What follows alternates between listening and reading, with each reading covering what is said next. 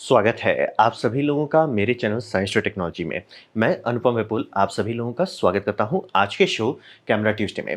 आज हम लोग बात करेंगे सोनी FX30 के बारे में। तो आइए समझते हैं। तो सबसे पहले समझिए कि ये क्या है? ये है सोनी का जवाब अभी के मार्केट में APS-C में एकाएक बहुत ज़्यादा रिसर्जेंस हो गया, यानी कि बहुत ज़्यादा कंपनी बहुत हाई क्वालिटी का प्रोडक्ट उतार दिया। जैसे कि कैनन का R7 जेनुइनली बहुत अच्छा है। क्यों? क्योंकि ये लोग मतलब प्रोसेसर बहुत हाई एंड का बहुत सस्ते सेंसर में दे दिया, APS-C में दे दिया और कम दाम में उतार दिए। तो इस दाम पे बहुत अच्छा परफॉर्मेंस देता है ये R7। मतलब अगर आपको APS-C से खुश रहना है तो ये ऑलमोस्ट प्रो लेवल का बॉडी दे दिया। फिर अगर आप फूजी में आते हैं, उन्होंने XH2S रिलीज किया। महंगा बहुत है लेकिन है, मतलब APS-C में पूरा जोर लगा रहे हैं। और इसमें मतलब अगर इसमें आपको कोई कमी लगता है तो इसमें तो ऑटो कोई सब कमी नहीं है, और इसमें बहुत सारा प्रो लेवल फंक्शन है, including pro resolution inbuilt recording है। फिर आपका ब्लैक मैजिक 6K है। तो हो ये रहा कि ये स्मॉल सेंसर मार्केट ठंडा नहीं है। और ये बात सही है कि स्मॉल सेंसर मार्केट मतलब धीरे-धीरे खत्म हो रहा है, क्योंकि जितने भी आप सिनेमा लाइनअप देखेंगे, वो एक-एक करके सेंसर उनके बड़े होते जा रहे हैं। कुछ-कुछ वो तो फुल फ्रेम से भी बड़े हो गए हैं। तो वहाँ पे चल रहा है, लेकिन बात है कि छोटा वाला मार्केट मतलब फिज़ल आउट नहीं कर रहा है। और इसमें एकाएक जो इतनी सारी कंपनी डाल दी बड़ा-बड़ा चीज़, तो सोनी का A6000 सीरीज़ जो कैमरास थे, वो थोड़ा-सा अब आउटडेटेड लग रहा था। तो ये है सोनी का जवाब कि नहीं भैया, हमारे पास भी APS-C है। क्योंकि APS-C समझिए कि ऑलमोस्ट मैच करता है आपका इससे सुपर 35 से। और सुपर 35 बहुत सालों से यूज़ हो रहा है, तो उसका सिनेमा इंडस्ट्री में बहुत सारा लेंसेस है, टीवी इंडस्ट्री में बहुत सारा लेंसेस है।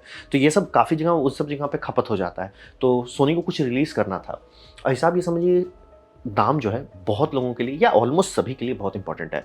आप एकदम जी पैसा में तैर रहे हो तो बात अलग है, लेकिन काफ़ी लोगों के लिए पैसा बहुत इंपॉर्टेंट होता है। और अगर आपके पास गुड स्टार्टर कैमरा नहीं है तो आप फिसल सकते हैं। जैसे एग्जांपल देता हूँ कि R7 के दाम पे सोनी के पास अगर कोई अच्छा कैमरा नहीं है तो लोग कैनन खरीदेंगे। फिर तो कैनन छोड़ नहीं सकते ना। एक बार आपने कैनन का लेंस खरीदना शुरू कर दिया, कैनन की बैटरी लेनी शुरू कर दी, कैनन का फ्लैश लेना शुरू कर दिया, तब तो आप फंस गए ना कैनन के सिस्टम में। अब आप चेंज नहीं कर पाएंगे। तो इसीलिए लो एंड में कुछ हमेशा ऐसा होना चाहिए जो लोग को लुभा ले, घुसा दे सिस्टम में, और फिर सिस्टम में वो बंद जाए। हर कंपनी यही कोशिश करती है। तो हिसाब वही समझिए कि स्टार्टर कैमरा होना चाहिए अच्छा, ताकि लॉयल्टी बने। अगर लॉयल्टी नहीं है तो आप खुश हो सकते हैं। तो हिसाब यही समझिए कि इन्होंने क्या किया, सोनी ने लिया कि FX3 का बॉडी उठाया, सीधा कंट्रोल सी कंट्रोल भी किया, और उसे सेंसर डिलीट मार दिया, डिलीट करके उसमें APS-C सेंसर पोत दिया। तो बहुत ज़्यादा महंगा कैमरा को अराउंड $4000 का वो था, और मतलब अराउंड 4 लाख तक का आपको इंडिया में मिल रहा था।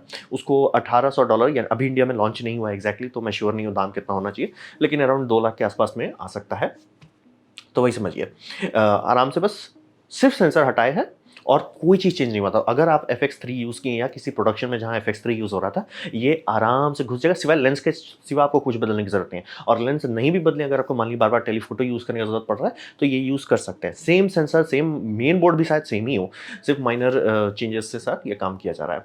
और हिसाब ये समझिए कि इसमें क्रॉप बहुत है, ये बात आपको थोड़ा समझ आए। इतना कम दाम में आप उतरे हैं, एक जगह पे आप बहुत कीमत भर रहे हैं कि ये क्रॉप बहुत दे रहा है, बहुत ज़्यादा। पहली बात तो फुल फ्रेम में वो क्रॉप है, उसके बाद अगर कुछ-कुछ मोड में चले, जैसे 120 FPS मोड पे चले जाते हैं और क्रॉप दे देता है, मतलब 240 FPS पे जाता है और क्रॉप दे देता है, तो क्रॉप ये बहुत देता है। तो ये बात सावधानी रखनी है। 60 FPS तक वो कोई टेंशन नहीं है, लेकिन 60 के ऊपर गए क्रॉप पे क्रॉप आने लगेगा। और अगर आप इन बॉडी में stabilisation with advance IS use करेंगे तो भी क्रॉप आएगा। तो क्रॉप आपको थोड़ा-सा सावधानी रहना, मतलब आपके पास बहुत वाइड एंगल लेंस हो इस सिस्टम के लिए। और ये समझिए इसमें कूलिंग फैन दे दिया गया है लॉन्ग टर्म यूज़ के लिए, क्योंकि ये वीडियो कैमरा फर्स्ट है, स्टिल्स कैमरा बस आप कर सकते हो, इसमें तो शटर भी नहीं दिया गया है। मतलब ज़रूरत नहीं है, इलेक्ट्रॉनिक शटर अगर है तो मैकेनिकल शटर की ज़रूरत नहीं पड़ती है। मैकेनिकल शटर इसलिए यूज़ किया जाता है क्योंकि वो मतलब स्ट्रोबिंग इफेक्ट्स को मिनिमाइज़ कर देता है, खत्म नहीं करता, मिनिमाइज़ ही करता है। और अगर चाहते कि स्ट्रोबिंग इफेक्ट इलेक्ट्रॉनिकली नहीं है तो वो ग्लोबल शटर यूज़ करना पड़ेगा। अभी तक कोई कैमरा जनरली ग्लोबल शटर नहीं देता, सिवाय रेड का एक कमोडो ड्रैगन करके जिसमें ग्लोबल शटर देते हैं, उसको कोई ज़रूरत नहीं है, उसको वो आराम से कर सकता है। इसमें इसीलिए समझ लीजिए ये फोटो कैमरा नहीं है, आपको एक्चुअली खराब फोटोज आएंगे इसमें। वो इसलिए एक मतलब मैकेनिकल शटर का बेनिफिट नहीं है, तो बहुत सारे केसेस में कोई अच्छा इफेक्ट नहीं देगा। तो और वो कूलिंग फैन का फायदा है कि ये कई कई घंटों तक का लॉन्ग टर्म प्रोडक्शन में ये इस्तेमाल किया जा सकता है, जब तक आप इसे पावर डिलीवरी से पावर कर पाते हो। तो ये है सोनी का आंसर। मतलब ये सब कैमरा जो है मार्केट थोड़ा कैप्चर कर रहा है, तो इन बार हम भी डाल देते हैं, मतलब समझ रहे मतलब ऑडियंस को जल्दी पकड़ने के लिए हम भी डाल देते हैं। तो इसमें फीचर्स क्या है? सबसे पहला मेन तो फीचर वही है कि कूलिंग, क्योंकि इतने दाम में कूलिंग फ़ैन होना बहुत बड़ी बात है। और ये 4K 422 10 बिट, ये मतलब सोनी के लिए कॉमन हो गया। 4K 422 10 बिट कॉमन हो गया, आपको 24 टू 60 एफपीएस तक में सब मिल जाता है। फुल साइज एचडीएमआई आउटपुट ये है, लेकिन ये बात समझना जरूरी है, बहुत सारे कैमरा में आपको full size HDMI output thankfully आजकल मिल रहा है, सिवाय कैनन को छोड़ के। इक्का दुक्का कैनन में भी है, लेकिन इसमें 16 बिट रॉ आउटपुट है, ये काफ़ी इंपॉर्टेंट बात है। एचडीएमआई आउटपुट होना और रॉ एचडीएमआई आउटपुट होना दोनों अलग अलग चीज़ है। रॉ कैप्चर करना मुश्किल है, ये मतलब समझिए इनबिल्ट होता नहीं है। कुछ कुछ कैमरा में होता है जनरली रॉ, क्योंकि बहुत ज़्यादा बड़ा फाइल रहता है, तो इसको एक्सटर्नल रिकॉर्डर में आप रिकॉर्ड कर सकते हैं अगर आपके पास वो है। तो क्या उसका कोई फ़ायदा होगा?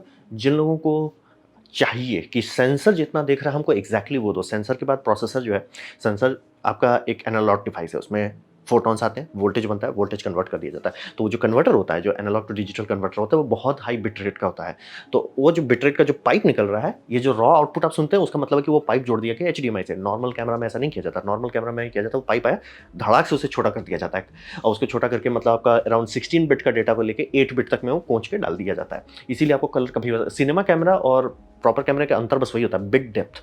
वो कितना बिट डेप्थ आ रहा है, कितना बिट डेप्थ बाहर फेंका जा रहा है। अगर आप रॉ पूरा निकाल देते हैं तो गया गुजरा सेंसर भी, छोटा छोटा सेंसर भी बहुत अच्छा देता है। तो ये आउटपुट दे रहा है। अगर आपके पास इकोसिस्टम है जहाँ पे आप रॉ को पचा सकते हैं, उसको रिफाइन कर सकते हैं, one of the best output मिलने लगेगा।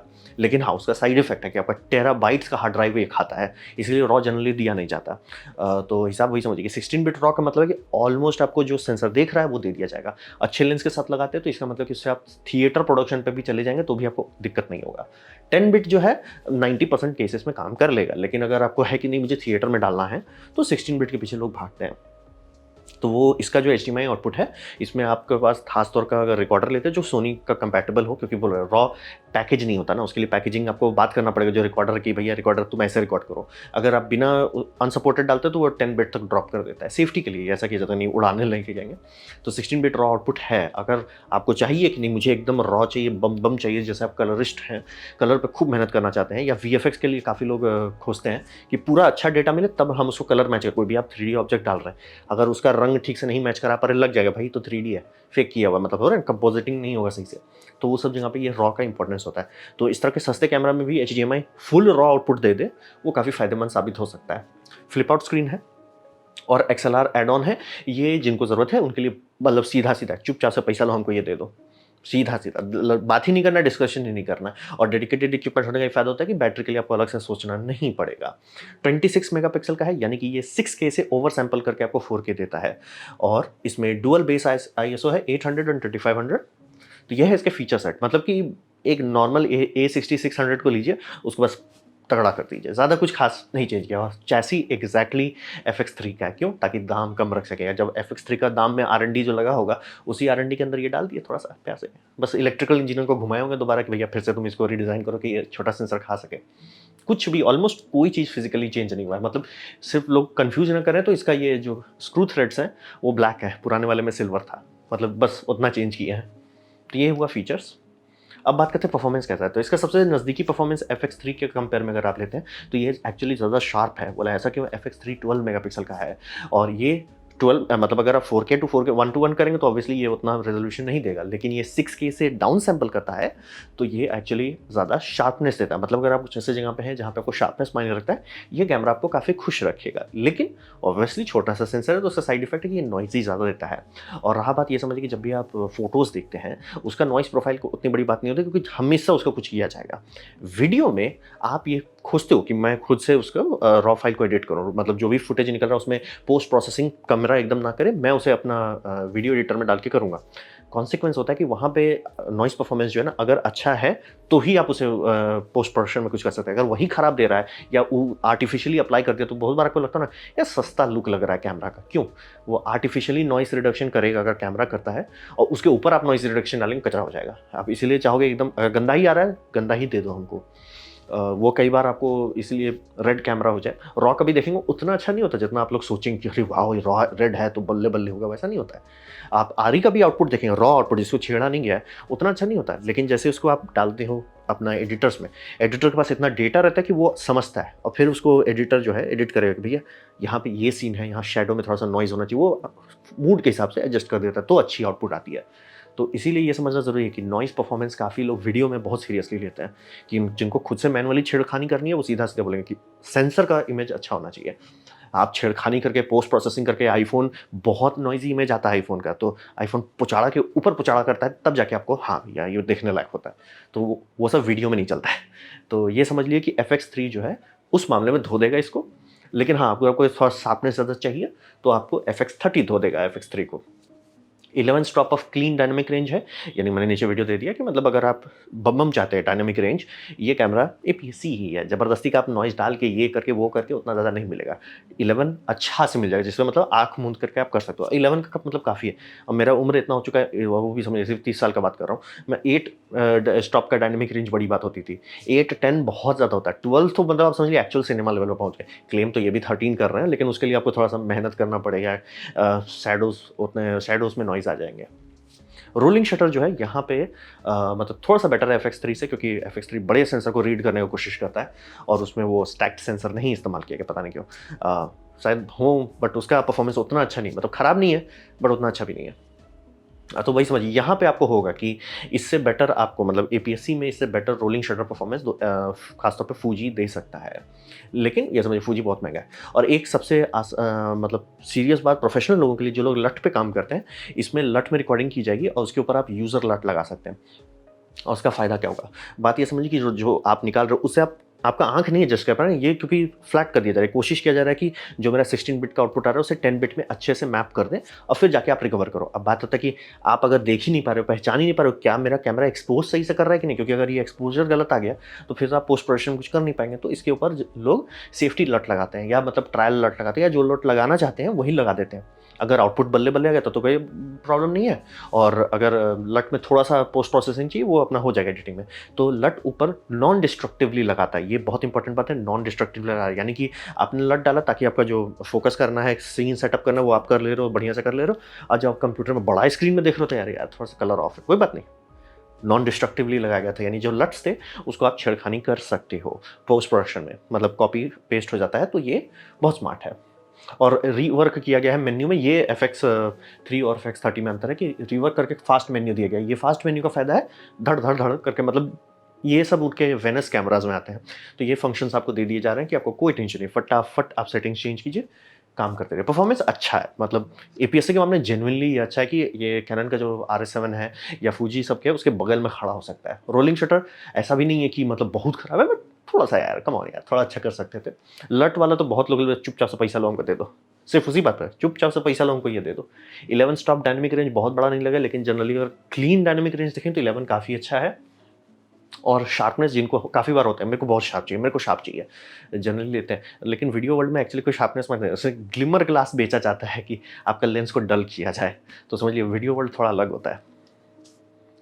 तो सवाल बनता है कि आपको खरीदना चाहिए कि नहीं खरीदना चाहिए। तो हिसाब ये समझिए, इसका सबसे बड़ा कमी जो सोनी का मतलब होता है ना कि हर कंपनी को थोड़ा-थोड़ा लूज़ मोशन होता है। कभी जैसे कैनन का कहते हैं ना ट्रिपल हैमर है, तो हर कंपनी को कुछ रहता है कि वो करेंगे ही गड़बड़। जैसे सबसे बड़ा गड़बड़ है इसका सी फास्ट एक्सप्रेस टाइप ए जो इस्तेमाल कर रहे हैं। अब बात है कि जब भी आप बड़ा-बड़ा वीडियो फाइल्स लेंगे, यानी कि 4K फाइल्स लेंगे जो 10 बिट का 4:2 हो, वो अगर ऑल फ्रेम है यानी कि हर फ्रेम को रिकॉर्ड कर रहा है, बहुत बड़ा फाइल साइज़ आ जाता है, 600 एमबीपीएस तक चला जाता है। तो फाइल कई-कई गीगाबाइट के आते हैं, कई गीगाबाइट के आते हैं। तो उसको स्टोर किसमें कीजिएगा? कार्ड में कीजिएगा। प्रॉब्लम वहीं आ जाती है, कार्ड ये सपोर्ट ही नहीं करता ढंग का। ये है आपका टाइप बी कार्ड हो गया, ये C fast express type B card हो गया, ये हो गया type C fast express type A card. अब इसका आप देखिए 640 जो अभी तक लॉन्च भी नहीं हुआ है, मतलब अगर अभी आप खरीदना चाहेंगे तो इंडिया में आसानी से 160 मिलेगा। उससे ऊपर वाला मैं देख रहा हूँ 320 GB के आसपास का सोनी अनाउंस किया है, उसका दाम करीब 60,000 रुपया है, वो शायद आने वाला है कुछ दिन में। और ये 640 अभी भी रिलीज़ नहीं हुआ है, ये तो मतलब बाहर भी देख रहा हूँ तो प्री ऑर्डर का आ रहा है। तो 640 GB टाइप ए का जो आधा स्पीड है, मतलब सी फास्ट एक्सप्रेस वैसा ही है जैसे PCI एक्सप्रेस है। PCI एक्सप्रेस में होता है ना 2x, 4x, 8x, 16x, exactly वहाँ यही है। तो टाइप ए होता है 1x, टाइप 2 होता है टाइप 2 बोल रहा हूँ, टाइप बी होता है 2x, टाइप सी होता है 4x। तो टाइप सी बनाया गया मतलब आरी उरी के लिए, कोई यूज़ तो अभी तो नहीं करता। तो यही समझिए कि टाइप बी जो ये इस्तेमाल कर रहे हैं, ये महंगा नहीं है, सस्ता है। पर गीगाबाइट आप देखें तो समझ लीजिए यहाँ 1 टेराबाइट आपको मिल जाएगा $400 में, 640 लगभग 1300 लग जाएगा। ये बहुत बड़ा कमी है, मतलब अभी तो ये तो मैं आपको दिखा रहा हूँ कि मान लीजिए आपके कोई दोस्त हैं जो बाहर से खरीद के ले भी आए और अभी भी वो ला भी नहीं पाएंगे क्योंकि अभी लॉन्च ही नहीं हुआ है। ये जेन्युइनली एक समस्या है, यानी कि आप इंडिया में कितना भी हाथ पैर मार लें, बहुत महंगा नहीं खरीद सकते। हाँ, ये बहुत सारा काम यूएचएस 2 कार्ड से कर लेगा, लेकिन आप समझ रहे हो यूएचएस 2 कार्ड में आप रिकॉर्डिंग कर ले रहे हो, हर फंक्शन नहीं काम करेगा। खासतौर पे आप फैंसी फंक्शन इस्तेमाल करेंगे वो नहीं करेगा, प्रॉक्सी भी करेंगे, हाई बिट रेट भी करेंगे, वो बोलेगा हमसे नहीं होगा वो, और इसीलिए ये सी फास्ट एक्सप्रेस में कूदना पड़ेगा, लेकिन सी फास्ट पे खरीदने में लुट जाएगा। ये बहुत बड़ी, बहुत अजीब कमजोरी है कि मतलब हम सी फास्ट ए देंगे, इसलिए क्यों? और सोनी ने ही ये डिज़ाइन किया है, सोनी ने ही ये डिज़ाइन किया है, यही इसीलिए तो दिमाग खराब हो जाता है कि सी फास्ट 2.0 टाइप बी जो है एक्सक्यूडी का फॉर्मेट है, तो इसीलिए इट्स लाइक ये एक्चुअली तकलीफ देता है। यानी कि कोई भी, चाहे A7 Mark 4 हो, चाहे A1 हो, ये सब हो, वहाँ पे तकलीफ बनता है लोगों को कि यार अब देख रहे हैं अंतर कितना है। 1 टेराबाइट आपको 400 में मिल रहा है और 640 ये आपको मिल रहा है करीब 1200 में। बहुत बड़ा अंतर है, ये तकलीफ देता है काफ़ी लोगों को। अब बात करते हैं, ये हो गया मान लिया आप शॉर्ट कर लेते हो, मतलब लंबा लंबा क्लिप्स नहीं कर पाओगे, एक ही 2 छोटे छोटे क्लिप्स आप मैनेज कर लेते हो, या यूएचएस 2 से आपका काम हो जाता है, कोई खास फंक्शन नहीं आप चाह रहे हो तो यूएचएस 2 से काम चल ही जाएगा। लेकिन वही मतलब कि क्योंकि इसे डंप भी करना आसान होता है ना, आप कई कई गीगाबाइट का फाइल बना रहे हो, उसको कॉपी पेस्ट करना है आपको कंप्यूटर में, उसमें भी तो टाइम लगता है। तो ये सब का मैक्सिमम रीड स्पीड होता है 800 Mbps, इसका ऊपर टाइप भी कर लेंगे उससे डबल होता है, 1300 Mbps पे चलता है, और इसका लेटेस्ट वाले 1600 तक तो चला ही जाता है। तो वही समझिए कि फाइल डंप करने में भी टाइम लगता है। अगर वो टाइम आपका आधा हो जाता है, सस्ता हो रहा है, आधा हो रहा है, मतलब यही ये फूजी फिल्म के लिए तो काफ़ी लोग सिर्फ इसीलिए खरीद लेंगे, भैया उसमें टाइप बी इस्तेमाल होता है। पैनासोनिक भी टाइप बी इस्तेमाल करता है, सिर्फ सोनी है जो टाइप ए मार्केट में उतारा। मतलब ये सोनी का वही लूज मोशन है जो पहले अपना मोबाइल के साथ किया था, सोनी एक्सपीरिया के साथ। हम सैनडिस्क ये मतलब सिक्योर डिजिटल नहीं इस्तेमाल किया, जो एसडी कार्ड है, हम अपना मैजिक किट बनाएंगे, हुलू लुलू करेंगे। ये तकलीफ देगा आपको। अब बात करते हैं इंटरनल रॉ नहीं रिकॉर्डिंग करना, कुछ लोगों को खलेगा क्योंकि ये कैमरा सेल किया जाए सिनेमा कैमरा, वहाँ लोग एक्सपेक्ट करते हैं यार इंटरनल रॉ दो, मुझे ज़बरदस्ती का उसके ऊपर कुछ एक्स्ट्रा डिवाइस लगाना ना पड़े। तो ये एक समस्या है। ब्लैक मैजिक का यही बात है, बहुत सस्ते दाम में वो इंटरनल रॉ दे देते हैं, हाँ बट ऑटो फोकस नहीं देते। लेकिन ठीक है HDMI रॉ आउटपुट है, आप काम कर सकते हो, बट समझ रहे एक एक्स्ट्रा डिवाइस का आपको खर्चा निकालना पड़ेगा। तो वो अब डिपेंड करता है, कुछ लोगों को है कि नहीं भैया मेरे को सिंपल रॉ चाहिए तो वो ये नहीं लेंगे, जिनको उससे दिक्कत नहीं है ले सकते हैं। फिर इसका सबसे बड़ा सेलिंग पॉइंट है सोनी का ऑटो फोकस। सीधा सीधा मार लोग कह ले कि फूजी बहुत बढ़िया, फूजी बहुत बढ़िया, फूजी का ऑटो फोकस पे कोई नहीं भरोसा करता है, और पैनासोनिक का ऑटो फोकस से तो सही में कोई नहीं करता है। तो ये एक ऐसी बात होती है, जब भी मतलब मेरे जितने फूजी वाले में सब में खरीदने के बाद कोई खरीदता तो सीधा बोलता है यार इसका ऑटो फोकस उतना अच्छा नहीं जितना हम सोचे थे। ऑब्वियसली नहीं है, ऑब्वियसली नहीं है। सिर्फ कैनन किसी तरह सोनी के लेवल पर पहुंच पाया, नाइकॉन भी समझिए सिर्फ अपना फ्लैगशिप में दे पा रहा है, अभी तक सस्ते वाले में उसका उस तरह का फोकस नहीं है। फिर इसमें समझिए USB-C वेबकैम फंक्शन है, और चूंकि कूलिंग फैन है तो ओवर हीटिंग की इशू नहीं होगी, और ये कॉर्पोरेट वर्ल्ड के लिए बहुत इंपॉर्टेंट। मतलब कॉर्पोरेट वर्ल्ड में उतना खर्च करते हैं वेबकैम पे, हाँ करते हैं, बहुत ज़्यादा करते हैं। मतलब कई कई लाख के लॉजिटेक के वेबकैम आते हैं जो कॉर्पोरेट वर्ल्ड में खर्च होता है, तो वहाँ पे भी काफ़ी लोग यूज़ कर सकते हैं। और इसमें क्रॉप जो है ये आपके वर्क में फंक्शन मतलब प्रॉब्लम डालता है तो आप नहीं ले सकते हो, लेकिन आपको क्रॉप के लिए थोड़ा सा अवेयर रहना हो कि मतलब अगर फुल फ्रेम का लेंस आप लगा रहे हैं, मान लीजिए फुल फ्रेम है, इसको बैकअप कैमरा की तरह यूज़ करें या टाइप बी कैमरा के तौर पे इस्तेमाल कर रहे हैं, तो क्रॉप ये बहुत ज़्यादा करता है, खासतौर पे 120 FPS पे। जेन लॉक जो है नहीं दे रहे हैं, इसमें आप टाइम कोड डालना चाहते हैं, जो कि अगर आप लोग देखते हो उनकी नेटफ्लिक्स का कैमरा रिक्वायरमेंट्स में है कि टाइम कोड होना चाहिए। अब कोई भी अगर आप सीरियस प्रोडक्शन कर रहे हैं, टाइम कोड के बिना कैमरा नहीं इस्तेमाल किया जाएगा। टाइम कोड का ही फायदा के बिना आप 2-3 कैमरा नहीं एक साथ यूज़ कर सकते। बड़े बड़े ऑडियो रिकॉर्डर बिना टाइम कोड के नहीं ठीक से काम कर पाएंगे, और टाइम कोड तो बच्चों वाला होता है। टाइम कोड के ऊपर का एक बड़ा भाई आता है जिससे कहते हैं जेन लॉक। तो जेन लॉक मतलब सारे ब्लैक मैजिक का ये है, बहुत सस्ते दाम में दे देता है। पैनासोनिक भी बहुत सस्ते दाम में ये दे देता है। आप लोग सुनेंगे पैनासोनिक पहली कैमरा कंपनी बन गई थी जो मिररलेस होते हुए भी, मतलब मिररलेस फोटो शूट होते हुए कि नेटफ्लिक्स का लिस्ट में आ गई थी। कारण वही था कि वो लोग टाइम स्लॉट, ये टाइम कोड को डायरेक्टली सपोर्ट करते थे। इसमें टाइम कोड आप डाल सकते हैं, तो मतलब बेसिक प्रोडक्शन आप संभाल सकते हो, लेकिन उसके लिए आपको एक महंगा एडाप्टर खरीदना पड़ेगा जो कि बहुत रेयर है। अगर आप खरीद पाते हैं तो ठीक है, आप इसमें टाइम कोड डाल सकते हैं, लेकिन जेन लॉक नहीं डाल पाएंगे। यानी इससे अगर आपको VR वर्क करना है, यानी 2 को जोड़ना है या 4-5 टो का रिग बनाना है, वो नहीं सपोर्ट करेगा। तो वो थोड़ा सा मतलब यार इतना महंगा दे रहे हो, सिनेमा कर रहे हो, तो पहली बार टाइम कोड डायरेक्टली इनपुट नहीं है और ऊपर से जेन लॉक भी मिसिंग है, तो ये थोड़ा सा प्रॉब्लम करता है। और आपको लिए मतलब अगर अच्छा इमेज स्टेबलाइजेशन चाहिए, शांति से गिम्बल खरीदना पड़ेगा। ये उतनी बड़ी बात नहीं, क्योंकि मेरे छोटे टाउन में मैं देख रहा हूँ कि सारे लोग अब जो वीडियो कर रहे हैं वो सब के सब गिम्बल खरीद रहे हैं। गिम्बल मतलब ऑलमोस्ट अब गारंटीड के तौर पर मिल जा रहा है। तो ये बात भी समझना ज़रूरी होता है कि कैमरा में आप क्या ऐड कर सकते हैं, क्या हटा सकते हैं। जैसे पैनासोनिक का one of the best image stabilisation है, लेकिन क्या उसका ऑटो फोकस आप चेंज कर सकते हैं? नहीं। क्या आप सोनी का ये वीक इमेज स्टेबलाइजेशन को बढ़िया कर सकते हैं गिम्बल लगा के? हाँ। तो ये समझना बहुत ज़रूरी होता है। कैमरा खरीदने से पहले ये भी सोच लिया इसमें क्या मैं जोड़ सकता हूँ, इसमें क्या हटा सकता हूँ। जैसे कोई बोला कि यार कैमरा का बैटरी बहुत अच्छा चलता है, बट चार्ज करने में आपकी बैंड बच जाएगी, चार्ज करने के लिए अलग करना। कोई दूसरा बोलेगा भाई चार्ज उतना देर नहीं चलता है, लेकिन हाँ, आप यूएसबी-सी से चार्जर रख सकते हो। तो आपको सोचना ज़रूरी है कि क्या आप ऐड कर सकते हैं, क्या आप ऐड नहीं कर सकते और क्या वो आपके साथ सूट कर रहा है कि नहीं। तो वही देख लीजिए, मेन सबसे बड़ा जेन्युइनली फ्रस्ट्रेटिंग बात है कि ये सोनी का जो टाइप ए का नौटंकी है, मतलब ऊपर से कोई और कंपनी अभी तक उतारी भी नहीं। SanDisk तो उतार चुका है आपका, प्रो ग्रेड भी उतार चुका है, बहुत सारी और कंपनी आपको CFast टाइप बी बनाने लगे। टाइप ए अभी तक सिर्फ सोनी उतारा है और SanDisk तो अनाउंस भी नहीं किया कि हम बनाएंगे कि नहीं बनाएंगे। तो ये जेन्युइनली मतलब वो कार्ड जेन्युइनली फ्रस्ट्रेशन है, बाकी सारा चीज़ अच्छा है। तो ये था मेरा प्रेजेंटेशन सोनी FX30 के बारे में। उम्मीद करता हूँ आपको अच्छा लगा, कुछ सीखने मिला, कुछ समझ में आया। अगर ऐसा है लाइक कर दें, दोस्तों शेयर कर दें, उससे मेरा काफ़ी भला होगा। नहीं अच्छा लगा, नहीं पसंद आया, कोई बात नहीं, आप डिसलाइक दबा सकते हैं। मैं कहूँगा डिसलाइक 2 बार दबाएं, उससे मुझे पता चलेगा कितना नापसंद हुआ है। मैं आपसे कहूँगा कमेंट लिखें, मैं हर कमेंट को पढ़ने की कोशिश करता हूँ। आपसे कहूँगा सब्सक्राइब कीजिए, बेल दबाइए अगर आप फ्री हैं तो। आपने वीडियो देखा, जान के मुझे बहुत खुशी हुई। धन्यवाद।